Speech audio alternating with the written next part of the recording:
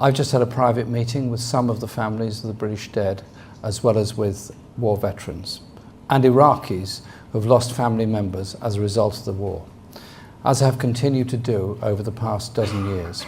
There is no doubt that the decision to invade and occupy Iraq in March 2003 was the most significant foreign policy decision taken by a British government in modern times. It divided Parliament and set the government of the day against a majority of the British people, as well as against the weight of global opinion. The war was not in any way, as Sir John Chilcot says, a last resort. It was an act of military aggression launched on a false pretext, as the inquiry accepts, and has long been regarded as illegal by the overwhelming weight of international legal opinion.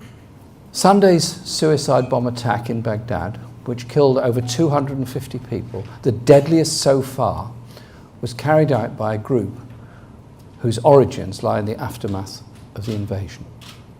On February the 15th, 2003, along with 1.5 million people spanning the entire political spectrum in Britain and tens of millions of others across the world, many of us marched against the impending war in the biggest ever demonstration in the history of this country.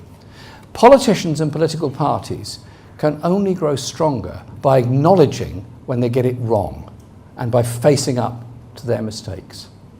So I now apologise sincerely on behalf of my party for the disastrous decision to go to war in Iraq. The apology is owed first to all the people of Iraq. Hundreds of thousands of lives have been lost, and the country is still living with the devastating consequence of the war and the forces it unleashed. They have paid the greatest price for the most serious foreign policy calamity of the last 60 years. The apology is also owed to the families of those soldiers who died in Iraq or have returned home injured and incapacitated. They did their duty, but it was in a conflict they should never have been sent to. Finally, it's an apology to the millions of British citizens who feel our democracy was traduced and undermined by the way in which the decision to go to war was taken, on the basis of a secret, "I will be with you, whatever," understandings given to the US President that have been now publicly exposed by Sir John Chilcot's report published this morning.